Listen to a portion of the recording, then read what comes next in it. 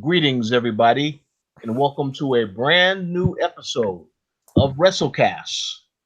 I'm your host, Richard Bailey Jr., and tonight I'm joined by Miss Dana Abercrombie. How's it going, Dana? I'm alive. Uh-oh. Well, alive is good. Alive is good, yes. Uh, we're also joined by Mr. Adam Vale. How's it going, Adam? It's going. Getting ready for this Money in the Bank, and hopefully, not all the wrestlers quit before then, so we could have some matches because they aren't looking good.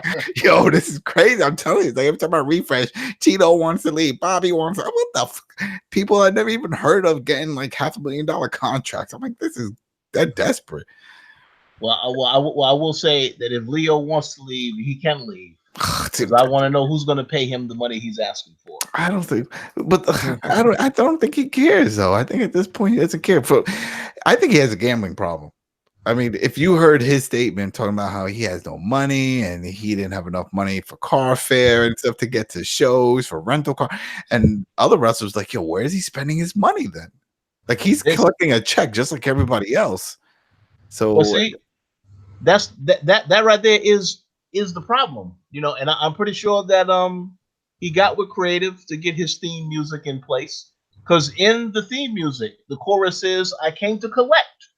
So so did his bookie, and that's why he's broke, because he's not paying up. Because I'm telling you, I mean, after that, everybody wanted to know how much they were making, right?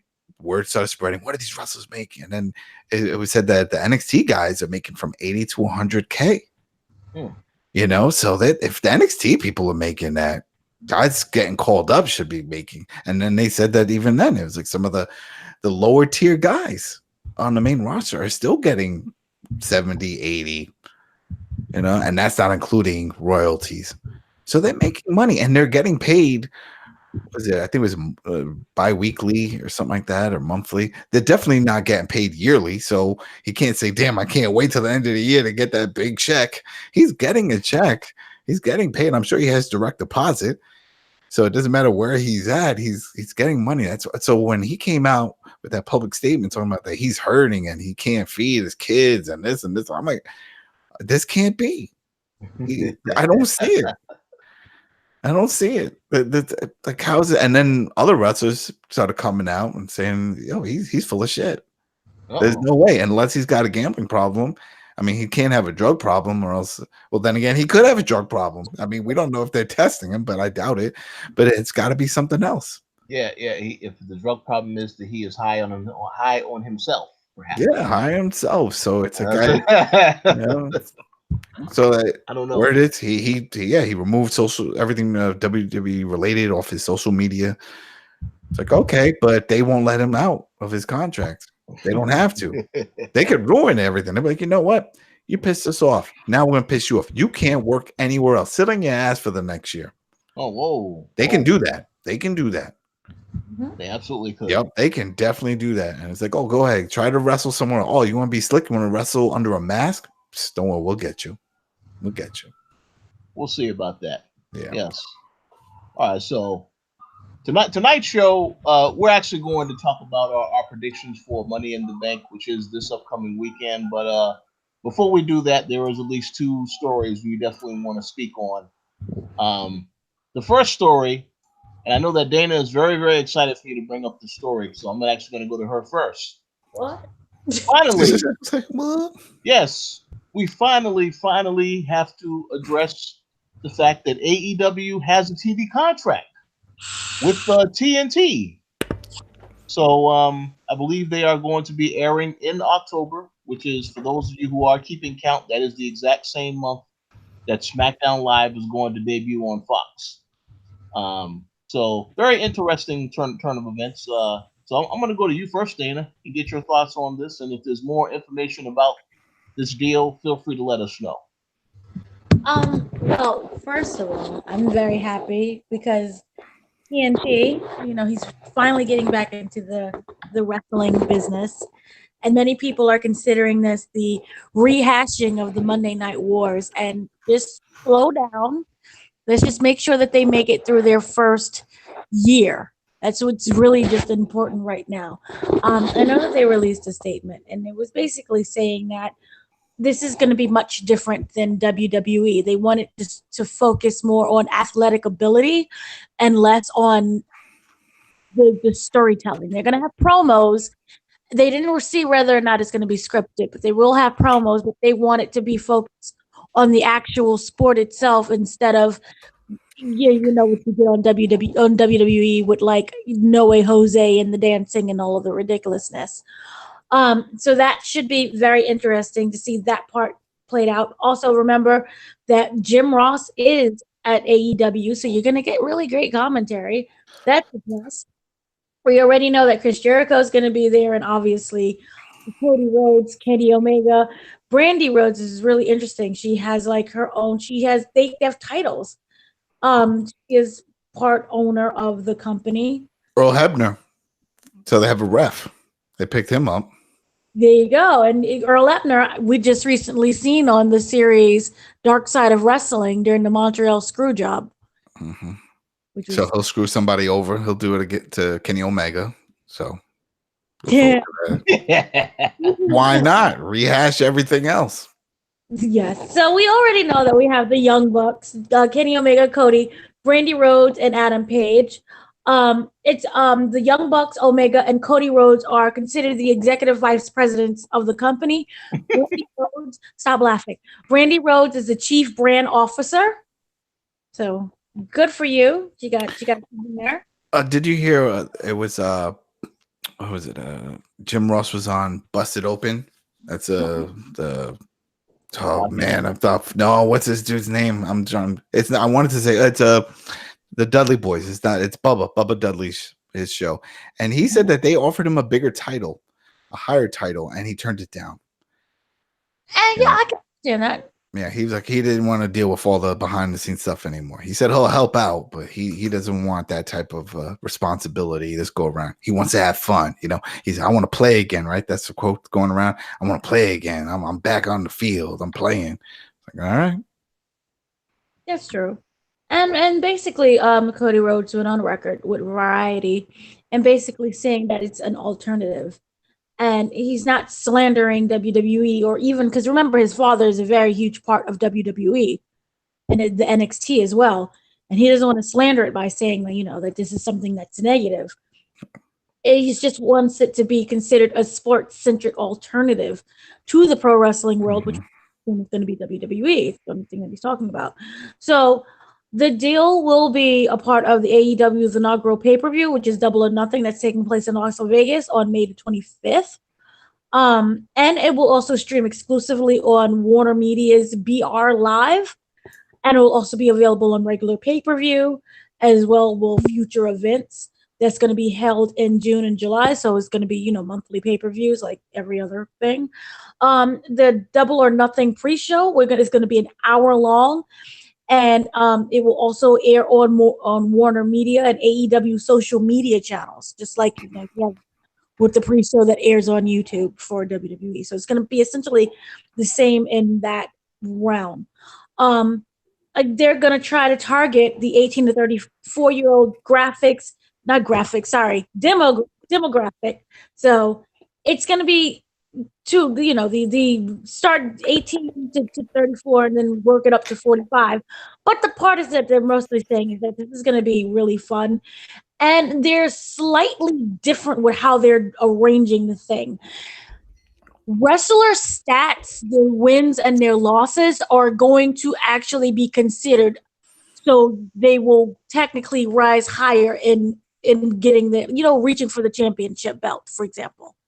I don't know if that's going to work in pro wrestling because, of course, some people have to lose. And since the whole thing is fixed, it's like, all right, you're losing the next 4 and he's getting ranked up higher than you for the next 2 months. And I was like, but damn. I mean, you're going to have some guys really laid back and be like, okay, I'm cool with that. But then again, they're all real employees this go around. So, maybe that'll change things. That could also, that helps as well. Yeah. Also, it'll just be really interesting to see how it all plays out. And then, you know, they let them know that this is our first year. So there's going to be a lot of learning lessons. So do not jump in and think that, oh my God, this is going to be like $1 billion product and we're going to get, you know, the most amazing thing that's ever been seen in terms of production value and storylines and everything else. This is still very much growing, and TNT said that they're willing to grow with them. So it's not going to be like, you know, a 1 month thing and then they're canceled. They're trying this out. We don't know. Is it an hour-long show? It is an hour-long show for now. That's fine. That's fine. So it'll be very interesting how they do. And they said continuity matters. So, for example, if you have Adam Page beat up Cody's mama, and then a month later they're teaming together, it doesn't work that way. Yeah, no, you got to sell it. If he blinds him, I want to see him for the next month or so walking with a cane, even when he's not wrestling. I want him, if he's going to the grocery store or his house, use that cane so that way somebody sees him. You got to sell it. Keep it old school. That's how they got those things over back in the day. You know, it appears to me that Vince McMahon has forgotten all about that. So shit, you got freaking wrestlers kissing in the back, posting on Instagram. Come on now. Stop. Yes, yeah, that's a beautiful thing. Stop it. There's no love in wrestling. Cutthroat business, man. Cutthroat. Didn't you see Beyond the Mat? Shit. Yeah. Yeah. So you kind of have that's going on. So everything is going to start, as you said, later on in the fall. And TNT is very excited. This is like the first time since 2000, I want to say 1. Am I wrong with that date? When they canceled? Yeah, no, that was it. That was it. Yeah. That was around 2001 over that. And also, there has been a report, again, that Triple H is very unhappy with WWE. And he's leaving. Triple H is going to AEW too. What? AEW, along with Leo Rush, who's not getting paid apparently. Nice. So he can share money. He could share. They could carpool to all the shows.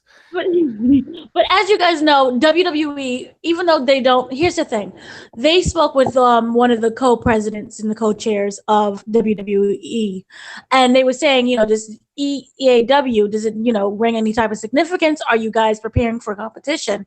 And I think that he handled the question really well. Instead of like really saying no, he was like, anything that we do or any format that we're on, we're considered to be competition, even if we're not going against anybody. Mm-hmm. So they want to provide the best that they can, storyline wise, production value wise, wrestling wise. But the problem is that according to a lot of rumors that's been going around, again, rumors, nothing is really like concrete. Vince McMahon has not sat down and said, you know, we have problems.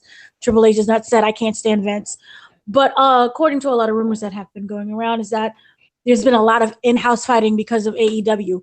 Talent wants to leave. There are talent that is very unhappy with the way that WWE has been handling their career and their lack of success, and they want to leave. But as a result, WWE is terrified to let anyone go for them, and that they are basically giving money out to whoever wants to let go of their contract. So when you say WWE, you mean Vince is really Vince who is afraid to let people go. Allegedly, yes. Yeah. So one of the things that they're very upset about is that WWE has been struggling very much with the ratings. And this is not looking good toward Fox because remember, Fox invested like $1 billion. Yeah. But they do have that out clause. If they don't hit those with the 3.0 rating numbers, they should instantly void that contract out. They do have that out, and but the thing is that Fox is very unhappy with that, but USA is kind of unhappy because remember now they lose talent to Fox, but also so they're kind of looking forward to whether or not they will be canceled. Was that the reason? I heard that was the reason they did this whole jumping ship back of a wild card, so that way these guys can go back and forth because of that. Yeah, because the thing is that they both want the top talent. And you're kind of competing now for having the top talent. and the wrestlers are having to jump back and forth to both programs in order to kind of please SmackDown. The whole Fox thing, even though it's in October, they're still looking at the product now, and they want to make sure that they can have, Roman Reigns, or I don't know, whomever is Elias and his guitar. Oh boy, come on. So basically, Vince McMahon is trying, not Vince, sorry, Triple H is trying to create, the best product possible. So let's say the competition, AEW, which comes in October, which is not on Mondays, by the way. This is not a Monday Night War situation. But many people are considering it. So, and I'm just happy that any other program is existing aside from WWE. But the problem is that they're saying is that Triple H is trying to tighten, the storylines and make it more creative and raise up the numbers because nobody is buying any tickets to go or even watching. And he is coming into a lot of frustration because Vince McMahon is basically still alive.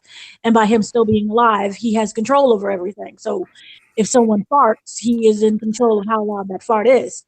And that is causing a lot of frustration. And, this is going on every night, even when they do these long kind of production meetings. And the whole superstar shakeup kind of feels that it lost its luster because there's the wild card element going on. Yeah. And there also, if you guys remember, I'm not sure, but a lot of the writing team has either quit or been fired. Yep. Yeah. That Road Dogg wasn't fired, he quit. But there are other writers who were fired because they tried to bump against Vince McMahon. And so as a result, he just let everyone go. So people are very upset about that. And so it's just basically people are very frustrated, don't know what exactly is going to happen. This whole AEW situation, it kind of made it worse, but the problem was always there with its situation with Fox and trying to please them and pleasing USA Network at the same time. Because here's the thing, USA Network is basically their fallback plan. If SmackDown does not succeed, then USA Network could probably take them back. But at the same time, you have to still please USA Network. So that's the problem they're going into. You know what? I think it's going to end up happening. And it's going to be what saved them before during the Monday Night Wars. And that's just creating a more mature product. The whole thing with the Attitude Era was that it had attitude. And it got that older demographic to watch. And they're going to have to revert back. And I think they have enough talent. I think they have enough TV slots that they could at least have one product that's mature. And they're going to need to go down that road, at least to test it out. Because this is not working. This whole PG-13 across the board is not working. It's not. You could only do so many of these little cheesy gimmicks and stuff that for kids when it to the point it's like, all right, the kids aren't watching, and we definitely know their parents aren't watching. We're screwed. So what can we do? Well, we got to give more attitude. Bring back the color. Throw in some language. Hell, you're already running a show that ends at 11 o'clock at night. My kids go to sleep at 8. Okay, so there's no reason that any kid should be watching this. It should be just for adults. So if anything, have SmackDown more PG focused, sort of like what we have now, and then have Raw live up to the title of Raw and get gritty again. You don't have to get sleazy like getting in a coffin and having sex with a dead body, but you can get into the whole Steve Austin type of feel, get into some blood matches, have some crazy, I understand we don't want to go back with the chair shots, but there's ways to work around it. They have to do something. They have to bring in the older audience because the younger kids, they're phased out. They're tuned out already. They're playing on their iPhones and doing other stuff. I would like to ask a quick question, but I was going to ask it first. Dana, was you going to say something? Mm-hmm. Okay, go ahead. What was the? Oh no, No. she wasn't gonna say. No, Oh, he see, wasn't. but then Okay. there's something else that I heard, and it is just from Dave Meltzer and stuff. But they're analysts; they've been in the business for a long time, and they point out a good fact. It was like when WWE goes down, WWE represents pro wrestling to the industry. The industry don't follow indies; they follow WWE. WWE's pulling big numbers, and that means people watching. When they see that slip, they think, "Shit!" Then pro wrestling is slipping. Yep. Then they don't care. And this could trickle down to advertisers.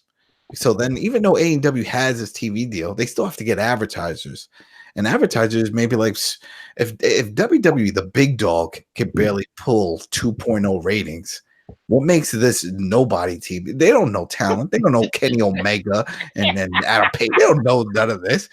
You know, that's just the whole reason why, even with Spike TV, with Impact, this is why Dixie went to get Hogan and everybody. Yep. Because of the star power, just to lure advertisers. Because even though they were producing, people don't understand, Impact was producing a great product with the X Division. It was a hit. It was a fan. It was great, but it was for a niche audience, a very niche audience. It was for the pro wrestling fans that like to see that athleticism in the ring. That's what AEW is going to bring, but they need to bring the big star power for big advertisers to jump, because they're not going to know all these other ones. Yeah, Jericho's up there, but Jericho is not. He's not The Rock. He's not Steve Austin. He's not. Yeah, that's the thing. He's great in ring performer, but when you think of the big dogs, the big names of pro wrestling, he doesn't pop up. So if I was to tell you right now, if I would say, oh, the first match is going to be Cody Rhodes versus Chris Jericho, okay. But if I were to tell you first match is going to be Cody Rhodes versus a Steve Austin, The Rock, or I'm trying to think. See, that's so sad that the big names that stand out that can lure people in are guys that are already past their prime, that are gone from the business. Yeah. Like, who can we bring now? All the guys that we know now, it's only because we're wrestling fans and we followed them from Japan or from Mexico. You know what I mean? Ricochet or Finn Balor and all that. But still, for the advertising world, they don't know this. They don't know. They know Hulk Hogan. They're going to say, can you bring Hulk Hogan as a manager or something? That's what they're going to do. And I'm pretty sure we're going to see some of that. We're going to see some of these old timers come in at some form or play some role, just so that way they can get that name up there, and then it can bring in something. Because ratings, I don't know. I really don't know. People are, oh, everyone's going to watch. The wrestling industry, when it comes to us, like the people that really watch all this, it's a niche audience. It's a small group. You know, these are people that used to trade tapes back in the day. It's not as big as people wanted to think. Oh no, I agree. And let me ask a real quick question to go back to what you said earlier about they need to do something edgy to get people back into it. Do and this is a question for the both of you. Do you feel the Bray Wyatt situation has a potential to do that? No. Yes. Yes, for a few reasons. That is instant fear. That is a scary damn match. That is beyond doink. That is, when I saw it, I'm like, oh, this has Slipknot written all over it. And sure enough, there was some connection with that. The artist, the design, but whatever. It's awesome. The gimmick is very dark. The fact he incorporates kids is going to get a lot of pushback. It's going to get it. I'm telling you, because they're going to be like, oh, you know, you make it seem like he's for the kids and you have the little kids. And then my little kid is watching this, because right before that you had New Day or whatever stupid people coming out dancing and singing. And then also you're going to bring this monster talking about taking kids' souls, you know? So, but I think it's in the right direction. And hopefully, I hope that this is a test, sort of like what I was just saying about that edginess. You know, we saw a little bit a while back with Alexa Bliss, remember, with the towel and all that, trying to get all risque. I was like, oh, look at that. With that. No, that's not what I'm talking about. You know, it's got to be edgy within the ring. It's got to be this type of stuff.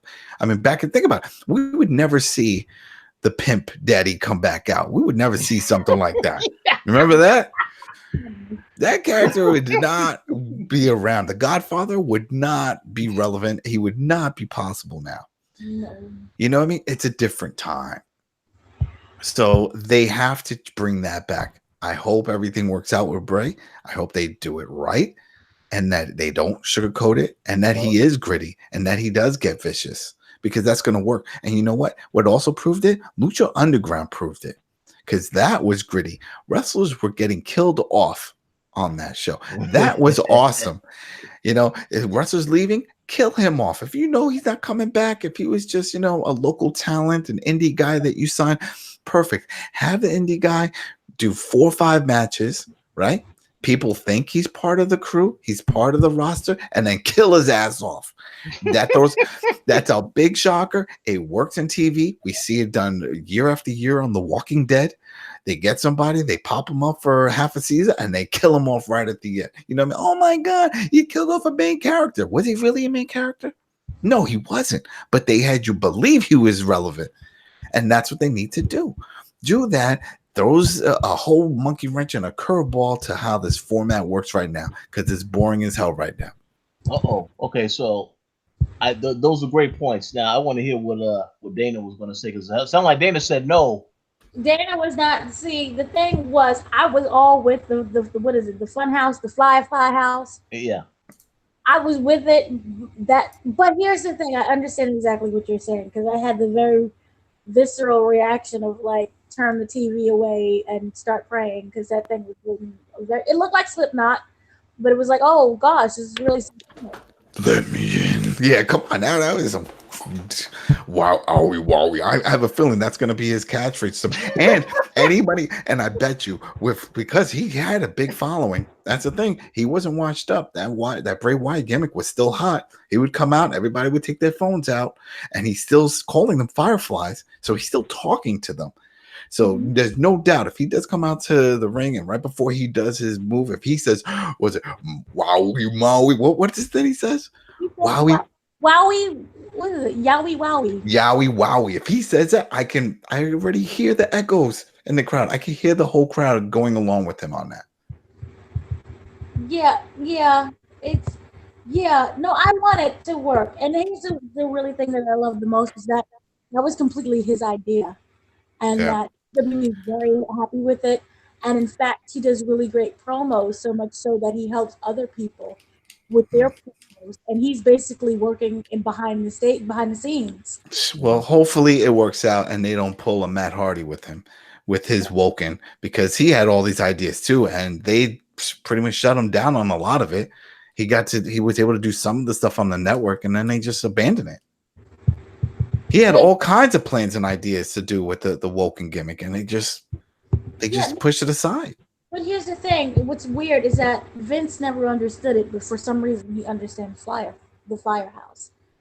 So because it's a monster, it's a fear with Matt Hardy. It's crazy. You know, it's like, what is wrong with him? He's a schizophrenic. He jumps around from character to character. That's what it is. And he couldn't get it. He just knows real simple. Big man is to be feared. Little man is to lose. Scary man, you know, scares kids. He can't be. That's it. That's how it's real simple for him. And that's why everything is going to shit, because that's not how the world sees things anymore. Just because Finn Balor is little doesn't mean we want to see him job out every night. We want to see him win, and he deserves a title. But he's little. No, it don't fucking matter. He's got talent. What do you mean talent? He's not big. You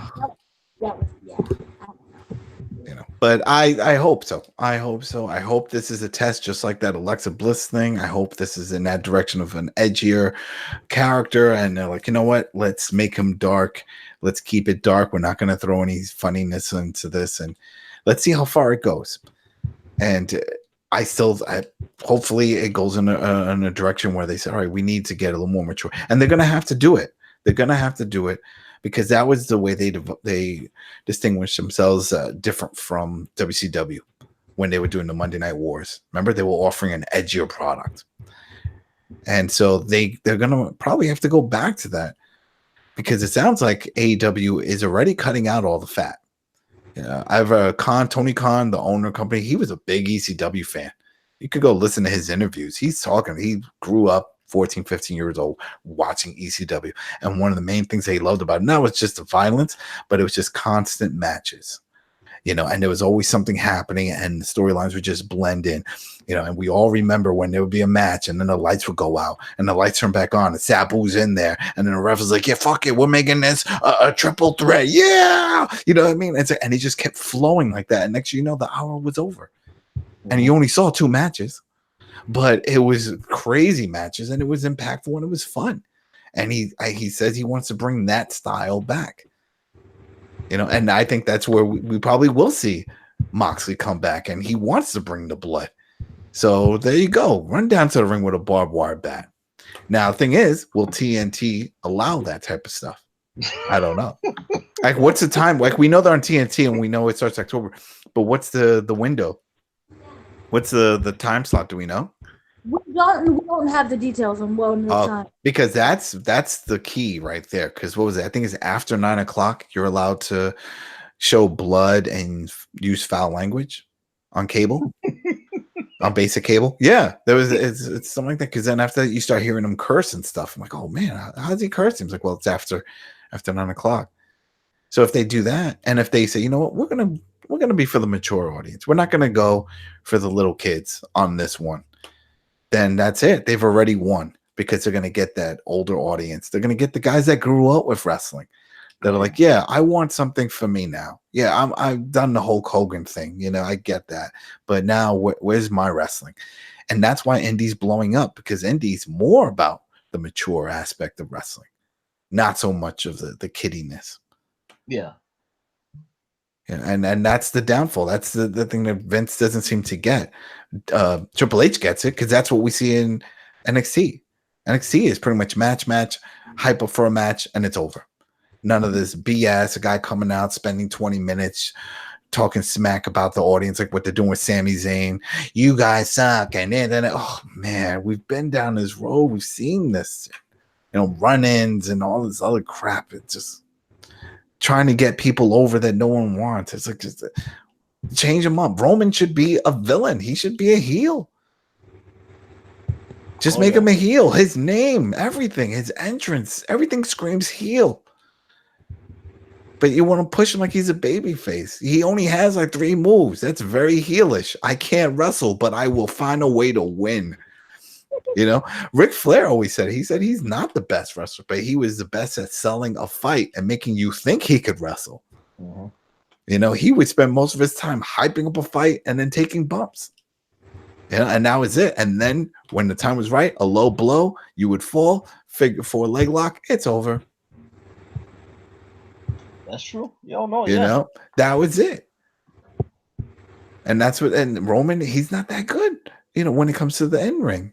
He's just not. It's just I don't think they're holding him back. I just don't think he has that extra oomph.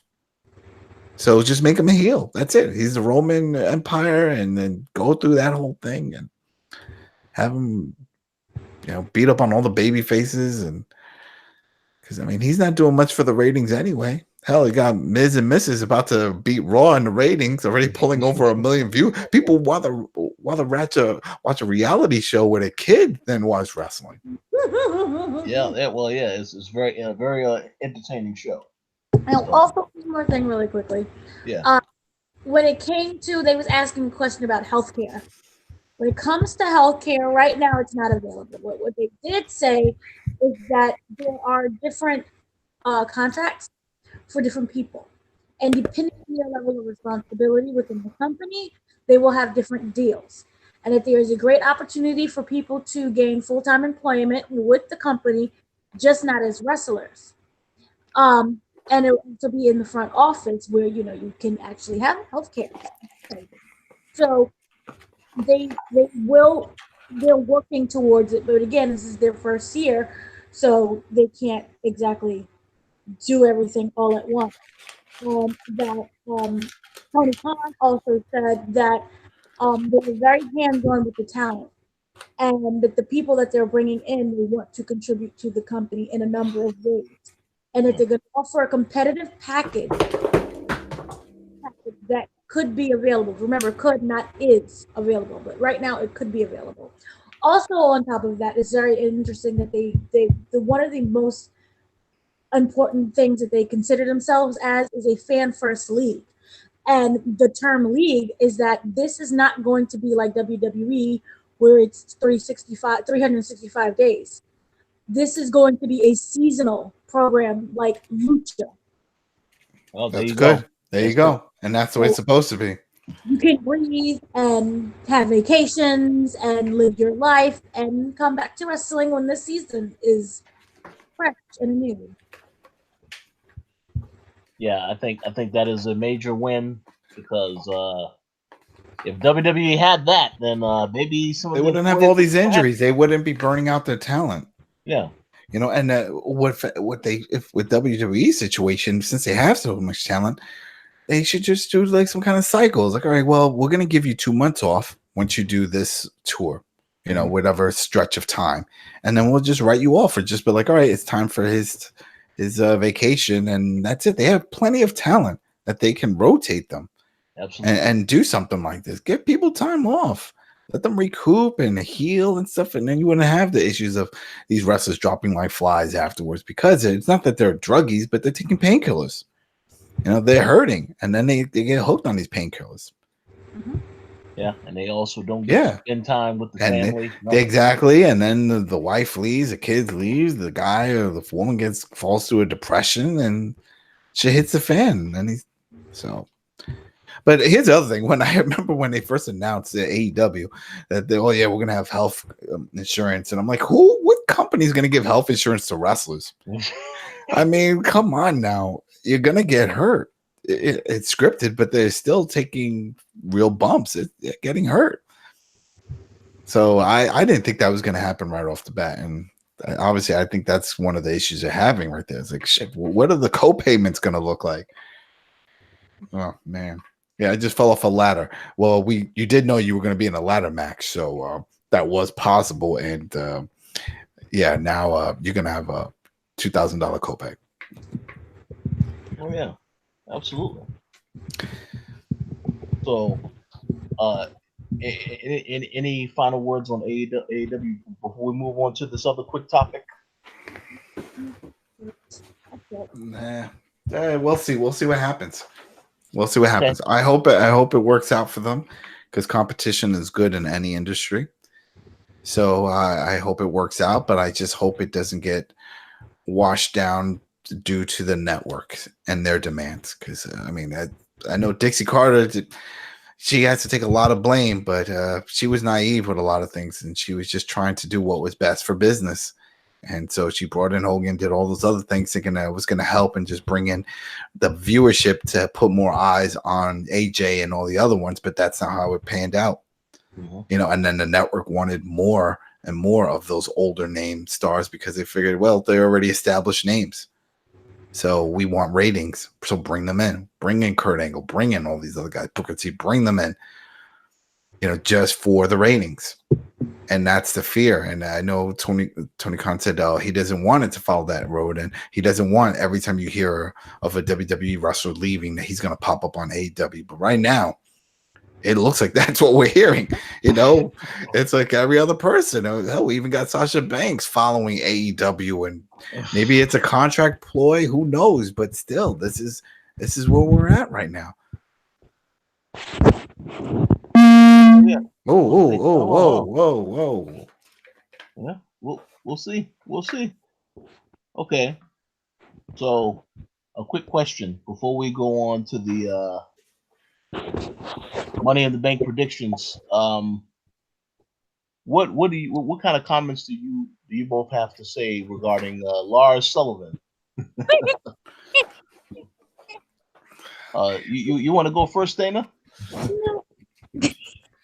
I don't have any comments aside from this could have all been avoided if WWE. The thing about it is that I understand that if you want a wrestler really bad, but he's not even that good. He sucks. So I don't understand that. But he's big. He's big. Big, yeah, but he sucks. And I love just the crowd reaction of just either just not caring or just this ultimate booing. But the thing that I don't understand is that why is it so hard for a company, especially like WWE, just to do a background check that basic people can do on Twitter. Well, they said they knew. Because from what I read, they said they knew that he had told them that before when something came up that this isn't news. This type of dirt came up a while ago, and that he had pointed out. But since it wasn't mainstream, they just like, all right, well now we know. We're not going to draw attention to it. But somebody else dug up all this other shit. So, but then this is the reason why he's not getting fired, because people keep asking, how come he's not getting fired? How come he's not getting? Because they knew. They knew, and it was many years ago, and apparently a lot of the other talent in the back already knew. Because what was it that what's his name? He just came out and said it. Titus O'Neil. Yeah, he did, and it was really nice that he did say, and that he did say that Lars came to him and was very apologetic, and he wanted to know the steps to take in order to make it better. My thing is that I don't trust anyone, and I don't know whether or not it's just like a ploy in order to get sympathy. And is he genuine or not?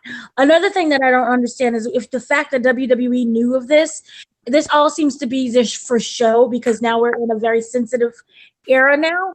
So the whole $100,000 fines for the please. I mean, forget the money, then just suspend him. If you really give a shit, then just suspend. Be like, hey, we suspended him. I think again, this is all for show. This repentance thing is all for show. Because they hired him a while ago during the whole panic attack situation. He could have easily contacted Booker T or that guy. What's that guy I can't stand? That you just mentioned, Titus O'Neil. Yeah. And he could have easily had a conversation with him before he even signed anything. Be like, hey, this is what's going on, and I apologize. But everything seems to be very disingenuous. And especially this $100,000 fine, which is just downright stupid. So Common said he made in 2007. So yeah, it's just really, really stupid. And I know that Big E talked about it as well. And he did it in like the most backhanded way, but he did it in like a very straightforward way, which is basically saying that if it was true, then he has to bear the albatross of being a bigot and now working in a company that is now filled with minorities. So I thought that was just a great way of the whole situation. And I know that even got so much that WWE had to issue a statement. Which they could have issued earlier because they knew about the comments. But the whole thing of WWE supports a culture of inclusion, regardless of gender, race, religion, or sexual orientation. We all know that's BS because allegedly there have been a lot of race tension within WWE, but they're just trying to put on that happy face.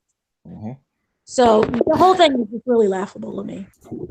You know, maybe that's why Vince likes the new mask for Bray Wyatt, because that's the face of WWE. That's the underbelly face. He relates to that face. I was like, hey, I got this idea for a face. Like, that's my face. What? Dun dun dun. And then also, here's the thing: why are we finding an independent contractor? Because remember, they're not employees. Yeah.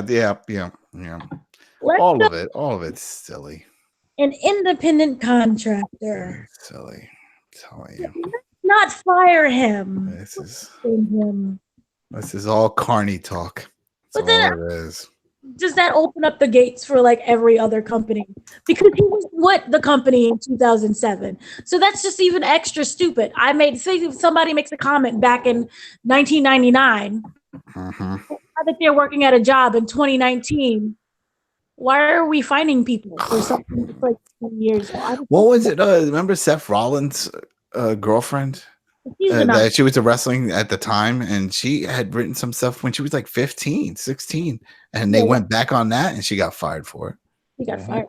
So I don't understand, like, what is the purpose? Because it's not like Lars is like a big fan. When you were 8 years old, we saw this picture back in elementary school where you did some nasty comment.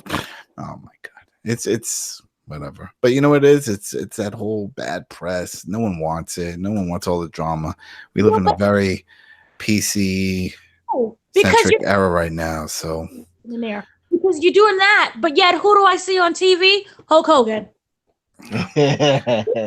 But I get that because they're trying to separate the two. They're trying to say, hey, Hulk Hogan is bigger than Terry, the human, and we're going off of the character. Love the character, please. You want to. Forget about, go buy a Hogan t-shirt, you'll forget all about the racist comments. But at the same time, if you looked at the Hall of Fame, all of the black wrestlers either left or they turned their backs to him, or the New Day was just like in a whole coma, just like dying on the floor. So not much separation there. Yeah. I mean, he's not going to get invited to any parties, but it's still, I think it's just the branding. It's Hulk Hogan. That's what it comes down to. It's Hulk Hogan. Because when he passes, everyone's going to be crying. I'm like, oh yeah, remember the good times. I mean, it's like that with everything. When Elvis died, he was fatting on a toilet, but that's not the Elvis we see on plates and stuff. We see the young version with the hair and with the bell-bottom pants, dancing and grooving. That's the same thing. They want you to remember the good one, the good times. Remember the good Hogan. Yeah. So it's up to you. It's up to you to not accept it, and if you're going to do it or not. But from WrestleMania, and Rich, you were there. What was your reaction when he came out? Well, I just want to say that truly was a magical moment where he comes out. I look over at Ricky, and Ricky just just froze. It's like, what the hell is this guy doing out there? So it was awesome to see that. The crowd. Yeah, there were some people that was cheering because you heard it on the broadcast. Yeah, that's what I'm saying. Like, I mean, that could always be drowned out, and they could add all kinds of other things to it. But for you in the crowd, like, were the people in your area, were they cheering? Well, here's the funny part. We question why that happened, but there was actually a black couple and their two daughters in front of us, and they were cheering. I was like, oh, that's interesting. So. That was a very because it's because of the character, and I'm sure the dad or the mom, they grew up with Hulk Hogan. Yeah, the mom and dad were. The mom was just they over the moon for Hogan. Yeah, it's the character, and then again, not everybody's in the know. You know what I mean? Well, not everybody follows everything. They may know some stuff about him and Gawker and all that stuff, but from what they remember, it was just a sex scandal thing. They don't know the other part of it with the racism. Yeah. And remember, he's doing all this Make-A-Wish stuff, and he's now working with the Boys and Girls Club of America. He's doing all this other outreach that it's WWE sending him to. Oh, yeah. So that way, when you look up his information online, if you type in Hogan right now, you get all this other stuff. It's drowning out the past. And that's the only way you can do it, by making new events, changing the present. That's so true. That way, when people start searching your name, it doesn't come up with all the negative. It starts showing all the positive. Now, is that how he really is? Is it a reflection of him? Who knows? But we know that we enjoy Hulk Hogan, the character. We love that character. The person playing, not so much. Is he a racist? Who gives a shit? Probably is. He probably is. I think they're all racist. That's just the way it is. I think a lot of those old guys, but I think it's a racism on a different level. It's not a hatred racism. It's like, it's an accepted of just like how the old people, it's like watching that movie Mule that we watched with Clint Eastwood. Oh, yeah. Where the old timer guy says, oh, you black guys, this, and I never really learned how to work on cars. But don't worry, I'll help you out. Honestly, that character, we know old people like that. They don't really mean anything by it. It's just the way they were brought up, but they're not total assholes, but that's just the way it is. And I see a lot of these older wrestlers in the same boat. Like his comments, for those who did hear it, is mean like, oh, the rappers doing it, fucking with the money. And so, well, if this person did have money, then I guess I'll be okay with it. You know what I mean? Again, it's like the color thing he throws in there, but it's really about the status and money. It's just he throws the race card around, and it's offensive. But he's old. He's old. Now, if younger people start doing it now, there's no excuse, because like, shit, you weren't raised that way. Different time. Different time for sure. Okay, so Any final comments before we move on to the Money in the Bank predictions? Nope. All right. I think that's it. Cha-ching, cha-ching, cha-ching. It's time. It's time. It's time. Let's talk about this pay-per-view. So, looking at the card, looks like we have 11 matches. Wow. So this is probably going to be like a 6-hour pay-per-view, I would assume. Jeez. All right, so let's go to the first match. This is a match that is going to be on the pre-show and was just announced. We're going to have Daniel Bryan and Rowan versus the Usos. So, and this isn't a title match because the Usos are currently on Raw. So I don't know why this match was made official, but whatever. So I'm going to start with you, Dana. Who do you think is going to win this match? Boredom. No. Let's see. I think it's not even a title match. It's a kid. No. They're keeping secrets. Something's going on with Daniel.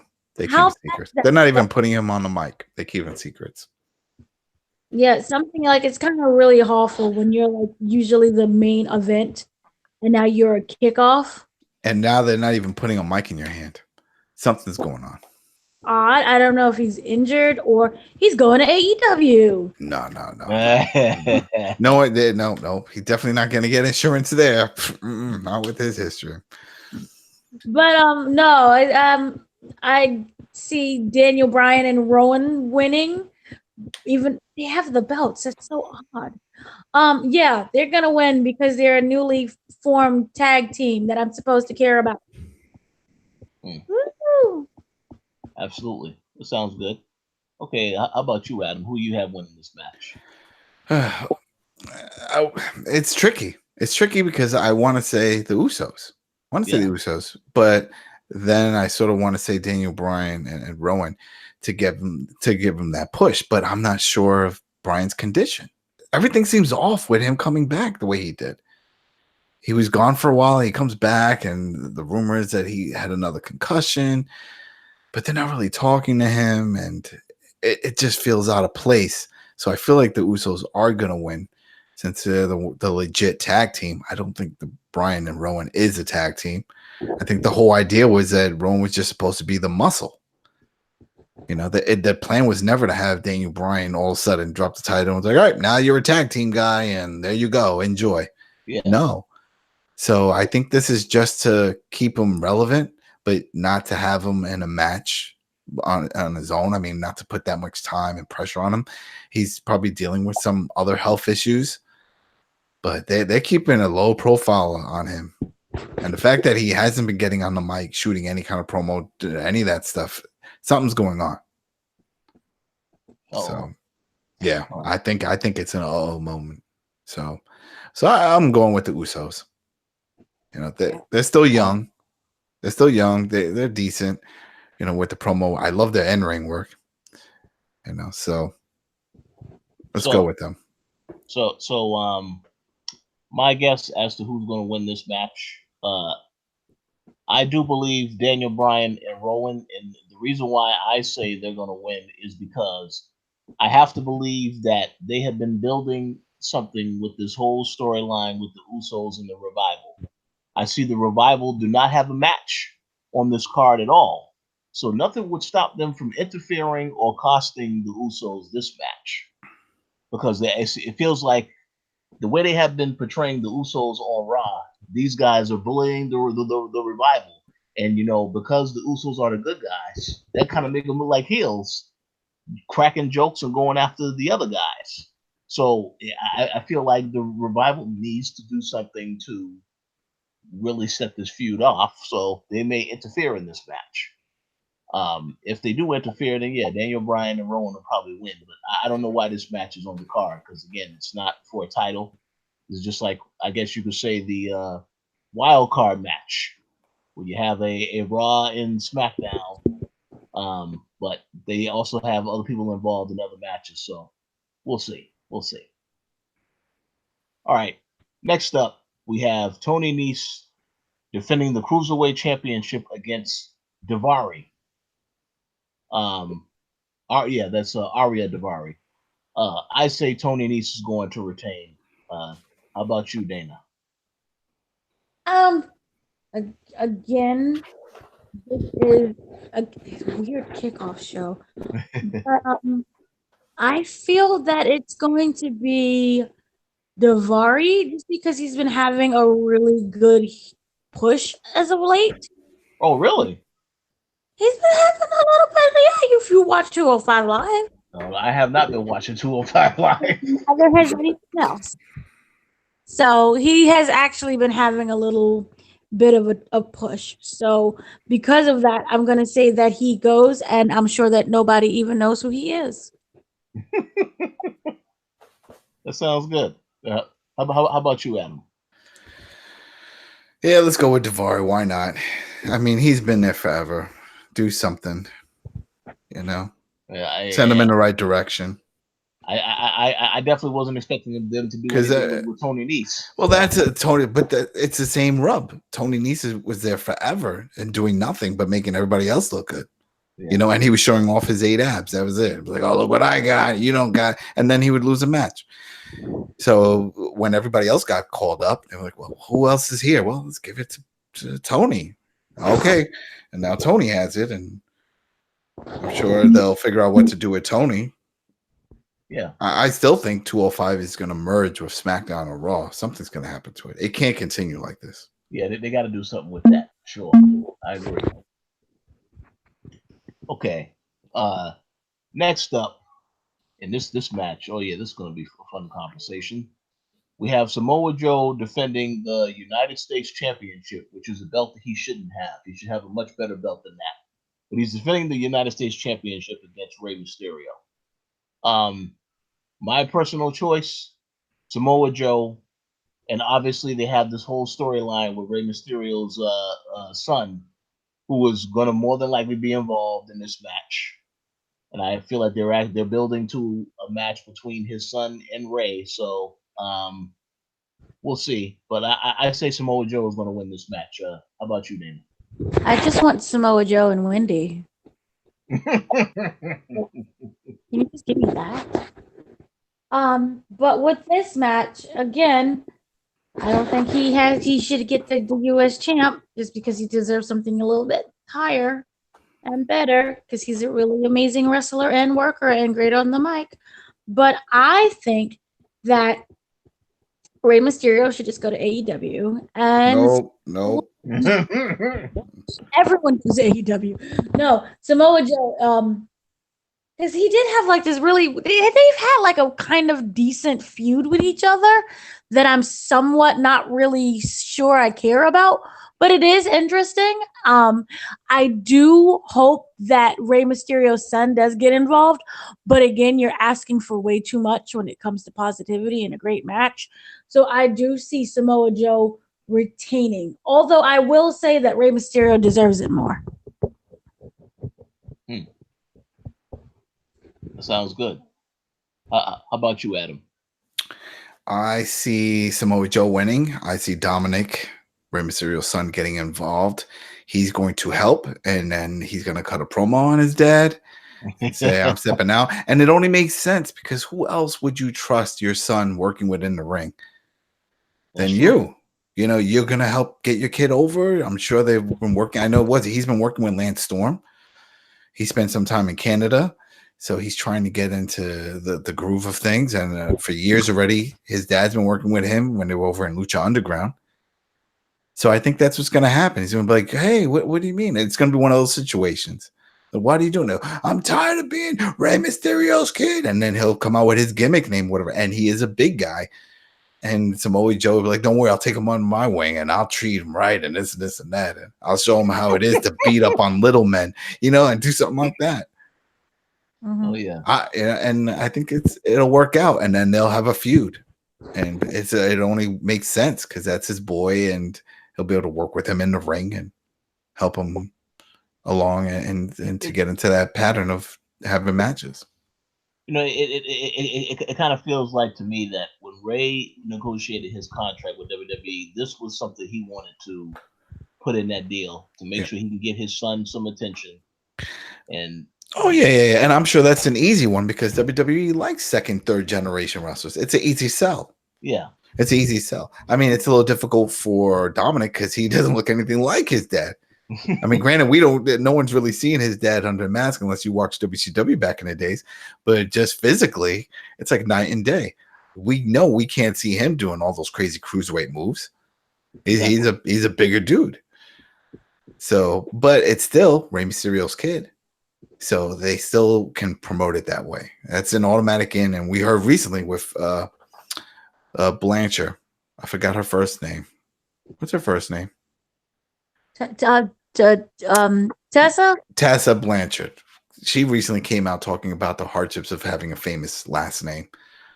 You know, and how everybody calling her out on it and thinking that she just entitled because of the name. And there is some of that, but she said it best. Like, yeah, but that name doesn't carry me in the ring. I still have to perform in the ring. And it's true. It can get you to the dance, but you still got to dance. So, absolutely. And I think Rey Mysterio is not going to put his boy out there to make a fool of himself. You know, he's definitely not. I mean, he is so blunt. There was if anybody wants to look that up, there was an interview, Rey Mysterio on Jim Ross's show a few years back, Jim Ross podcast. And he came out. This is when he wasn't with WWE and he was doing everything. And he even said, he's like, you know what, my boy, he wanted to play football. I didn't work out football. I didn't know what I wanted to do. And said, you know what, Dad, I think I'll just go into wrestling. And he's like, no. That's not how this works. You jump into wrestling because you want to be in wrestling. You know, I tried to give you a life so you didn't have to do what I was doing, going on the road and spending all these months and weeks away from the family. You know, I missed a lot of you growing up. You know, so if you want this wrestling business becomes your life. I could put you on that path, but you got to really want it because then you also got to carry the name. You know, and that was it. And then even in that one, he said, is he going to do it? He says, I don't know. We'll see. Well, it looks like he's doing it. Uh-oh. Yeah, he's doing it. Hopefully it works out. Mm-hmm. We'll see. Okay. Next match. Oh, I can't wait to hear what the both of you have to say about this one. We have Kofi Kingston defending the WWE Championship against Kevin Owens. So I'm going to go to you first, Adam. Who do you think is going to win this match? Oh, man. I'm Dana first. I'm still thinking about this. No, see, I don't know.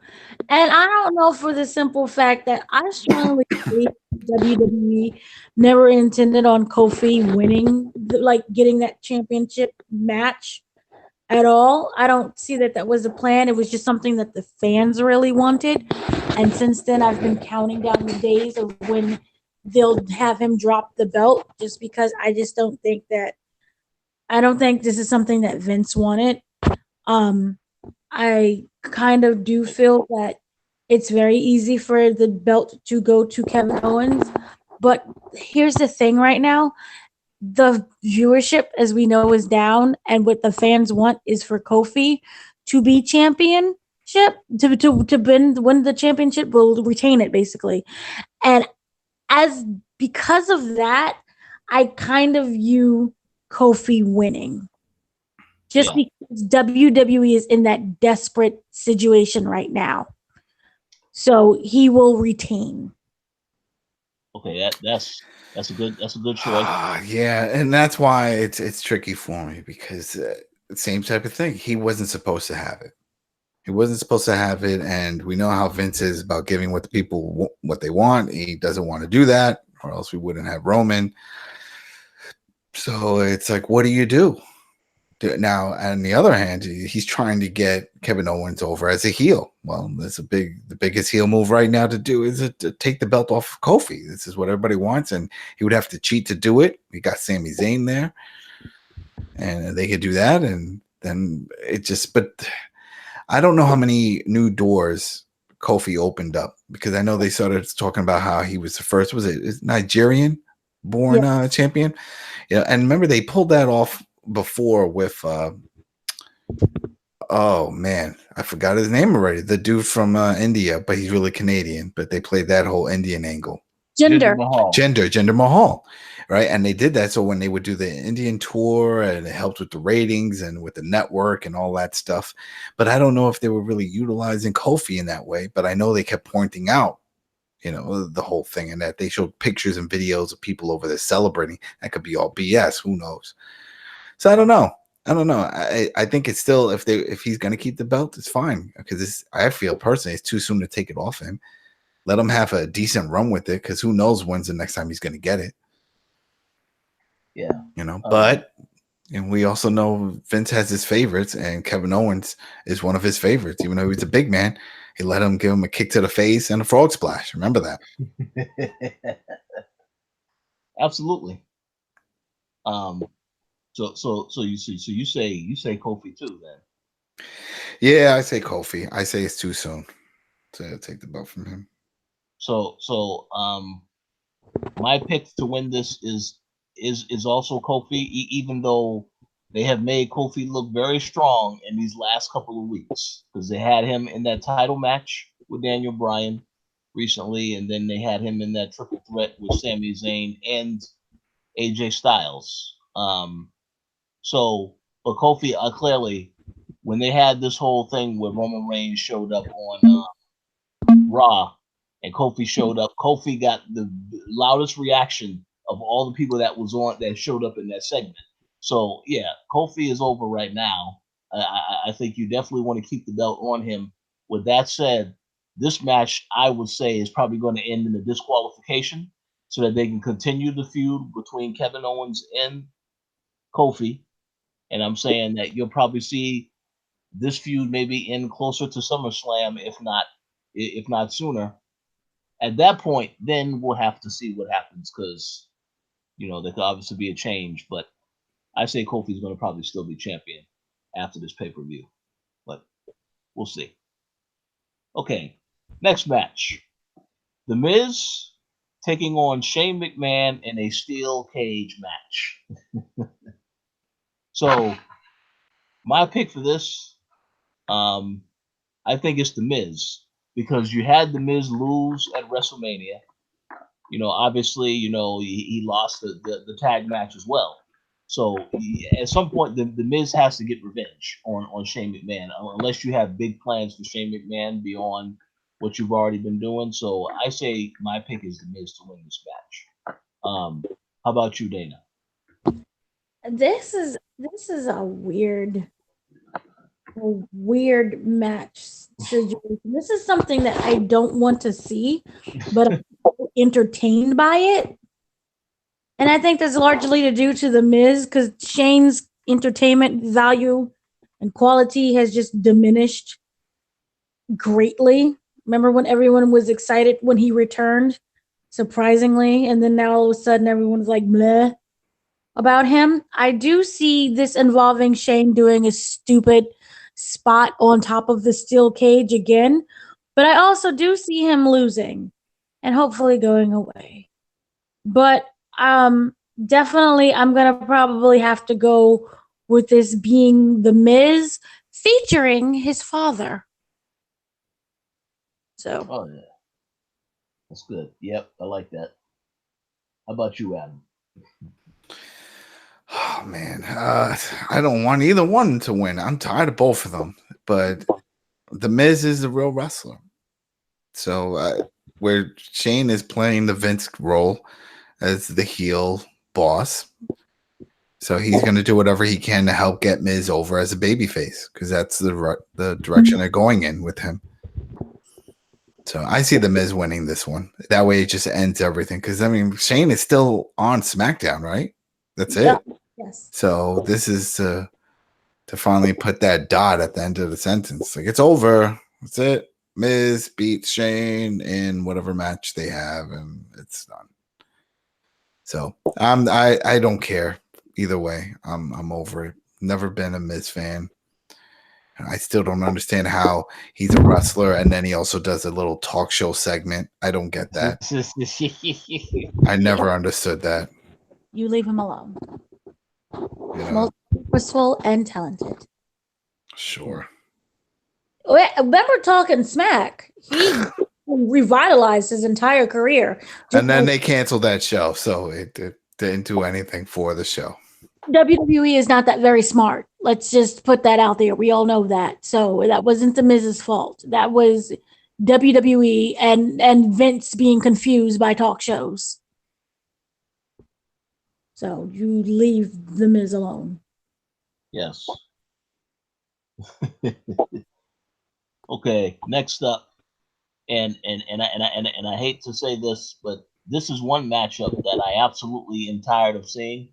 So hopefully this is the last time we see it in a while.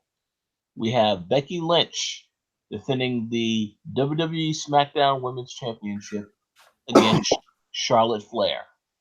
So my pick to win this match is Charlotte Flair, because obviously I think Becky is going to be the woman on Raw. I mean, I'm tired of seeing. Listen, I enjoy Becky Lynch and Charlotte. They put on great matches, but I'm tired of seeing this same match over and over again, especially when they just had a match at WrestleMania not too long ago. So, yeah, if I had to pick a winner, I would say, yeah, just give it to Charlotte, so then Becky can stay off SmackDown and just stay on Raw. But that's my pick, Charlotte Flair. How about you, Dana? I just wish this was one of that mixed tag team match. We can have Becky with Seth and Charlotte with Andrade. Oh, yeah, there you go. There you go. Make it more interesting. But here's the thing. Becky has 2 matches in the same night. Mm-hmm. So obviously she's going to win. She just gave that away by having that happen. Charlotte Flair.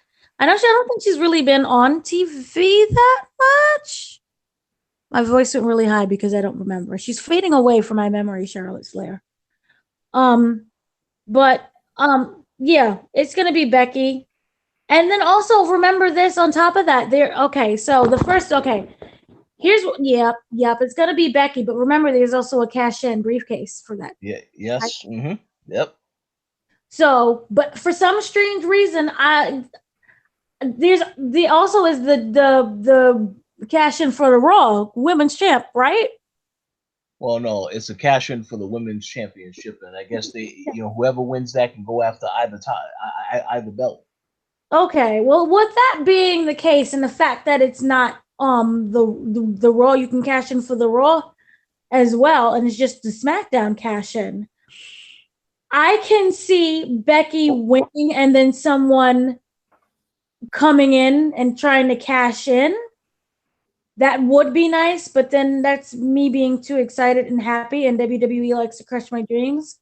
So I'm going to just see a straightforward match between Becky and Charlotte, and it's going to be Becky only because she has the other match. And she's the champ. So champ. There you go. Yeah, and one point that I will make before I go to Adam is that I noticed that when they've been advertising this event in particular, everyone keeps talking about, yes, Becky has to defend the belt twice, but no one ever, you will be probably the first one to bring up the fact that, well, yes, but somebody can also cash in the same night as well. So I would not be surprised if that is what happens. But again, we'll see. Because even if she wins this match and her match with Lacey Evans, there could still be a cash-in attempt also. So you said there can't be a cash-in when she does the Lacey Evans match. Well, no. The cash-in can be Raw or SmackDown. So it depends when they have these matches. If they have that women's match to open the show, then somebody definitely is going to try to cash in later on. Okay, so here's the thing. I changed my thing then because I thought it was just SmackDown. Oh no, it's Raw and SmackDown. How amazing would it be if someone cashed in? 2 different people cashed in on both matches and she has no belts. Just like from the whole standpoint, that would be hilarious. But because of that also, I think she's going to win the first match with Charlotte. Someone is going to try to cash in. Becky's going to beat that as well. And then we'll talk about the other match later. But Becky still wins. Okay. How about you, Adam? Becky loses both. Oh, whoa. Okay, Becky loses both. She gets an ass whooping and she takes time off. So since you said that, yeah. So you got her losing to Lacey Evans also. They have to. The way they're pushing Lacey, she's the second coming. They've been pushing her ever since she got called up from NXT for some damn reason. So this is it. Summer Rae. This is it. Yeah, and then they did the same thing. So she's gonna win. She's gonna win the belt, and Charlotte's gonna win the belt, and then that's it. But that's what's gonna happen. She's gonna get hurt. They're both gonna jump her. Something's gonna happen, and she's gonna take some time off, and then they're gonna regroup and figure out what's next for the man. Because think about it. Think what they're doing. They have her going against the two biggest women heels that they have right now. If she beats both of them, then what? That's it. They're done. Nia Jax is having surgery, and if she wasn't, she would be hurting somebody else in the ring. So you can't have that. They're not pushing any other ones. I mean, what's her name? Amber Moon is a babyface. So that's not happening. Bailey is it going in a completely different direction. Nikki. Sasha Banks, unless she makes a surprise and we were all being worked and runs down, but don't think that's happening. I don't think that's happening. Nikki. That's not what they no. With all the makeup and everything, she's being repackaged right now. It's gonna take time. In her face. Remember, she is Nikki Cross in the ring, but like regular homegirl Nikki outside. No, I don't like that. I don't like regular homegirl Nikki. I don't like that. No. She's both. She's a heel. I was there and I saw her. I just hand her a rag. I take off my t-shirt. I'm like, here, clean up. You don't need that shit. But she looks so nice and good, like she washed and like. Please. No, I like the dirty one, the dirty party girl one. No, I don't want this freaking makeup and all that. No, thanks. So deodorant on and everything. Nope.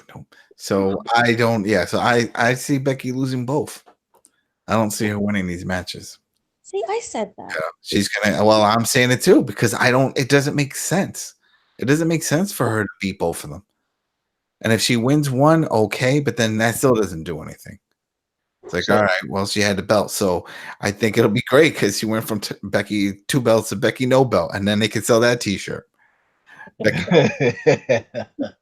No belt. And then just show a picture of a chick with red hair with her hands up, like, oh no. It'll be great, and it'll be a shock because no one will see it coming. Well, no one definitely would see it coming. That's for certain. You know. That's it. So Dana, you also think that she will win both matches? You said. Well, yeah, I remember I did say initially she's gonna lose both because remember I was confused about the cash in. Well, so there's only one cash in though. Only one cash in when there's a Raw and a SmackDown. No, because they have Raw and SmackDown in one match. It's Raw and women in SmackDown competitors in one match. So well, yeah, she loses both. Okay, all right. Yeah, both. Sounds good to me. Okay, four matches left. Yes. So this is Adam's match of the night. So I'm gonna go to Adam next. Sabu Rob Van Dam. Oh no! That's not on this card. Oh my bad. If only. Instead, we're having Roman Reigns versus Elias. Oh my god! So okay. Wait.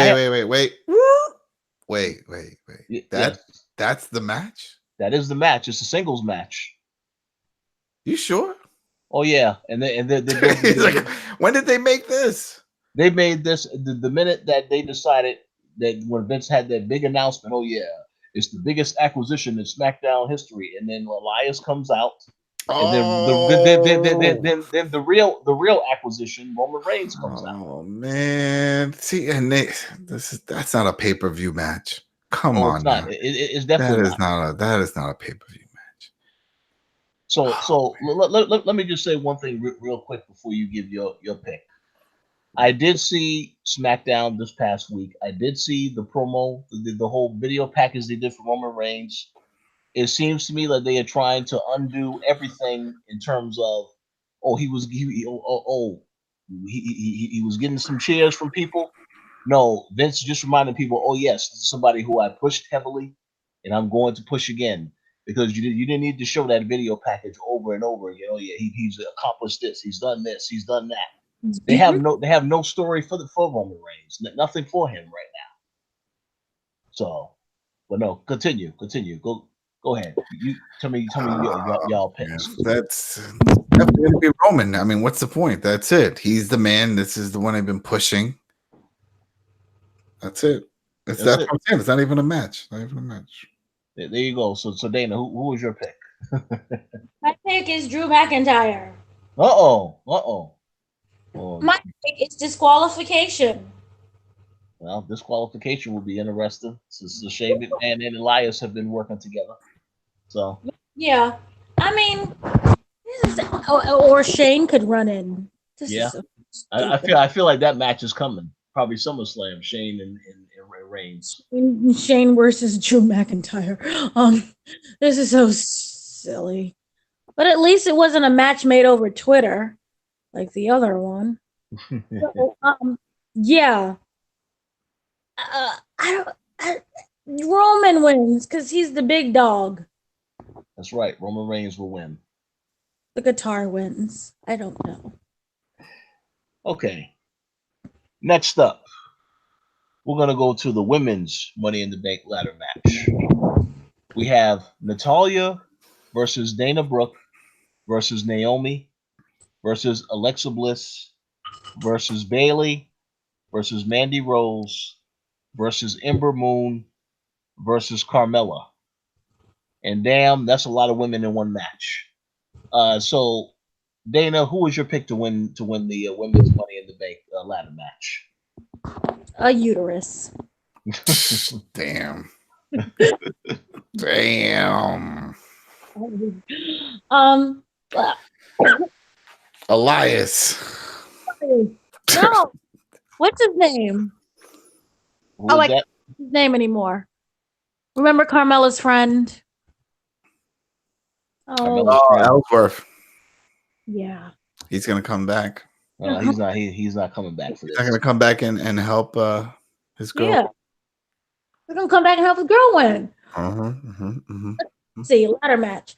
So that's not Dana Brooke, just by the way. I'm just gonna state that. That's not I don't know that, Dana. This is gonna be a hot mess of a match just overall because these girls, aside from Naomi and maybe Alexa and of course Natty, they don't know what they're doing. And then they add in a ladder match. Good Lord.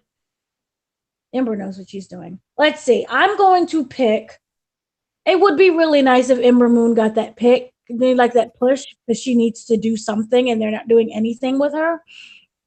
But I kind of feel that a lot of attention was being pushed upon Dana Brooke.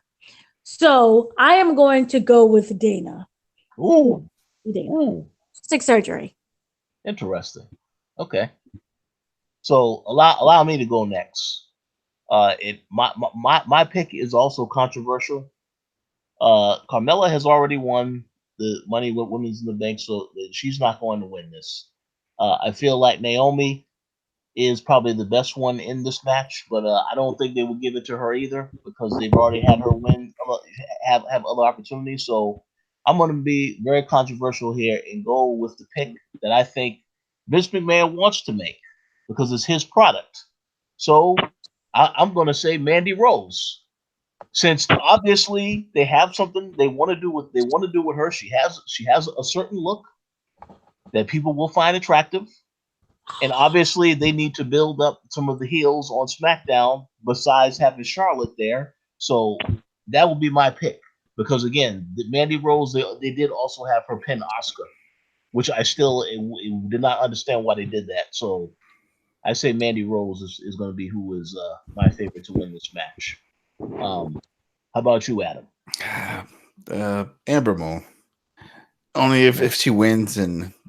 then that gives her the reason to go for a title.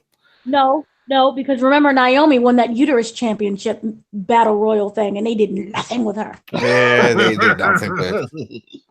But I don't know. I feel like it's gonna be. There has to be her. I mean, she's the only one that needs it. Like you said, everyone else has had their shot and their turn. It's her turn. She got called up over a year ago, and hasn't been involved in any major feud. Mm-hmm. So she went from being a somebody to a nobody, and I just don't understand that. I just don't get it. So if Ember Moon wins, that guarantees that Charlotte is definitely going to win her match. Yeah. Yep. That's a fresh matchup right there. Yep. They can have. See, I told you, Becky 2 belts, Becky no belt. Yeah. Okay. I like that. That sounds good to me. Okay. Moving on. Now here we go. The men's Money in the Bank ladder match.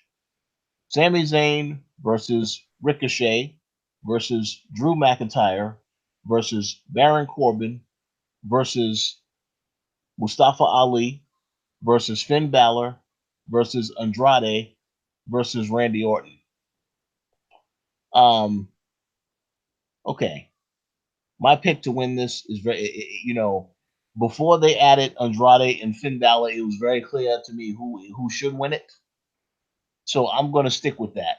I'm going with Drew McIntyre, because if you're going to do something with Drew McIntyre, this is the time to do something with him right now, because you've had him take losses, all this other stuff. So if you're going to do something with him in a high stakes match like this, it might as well be now. So Drew McIntyre is my pick. How about you, Dana? Let's see.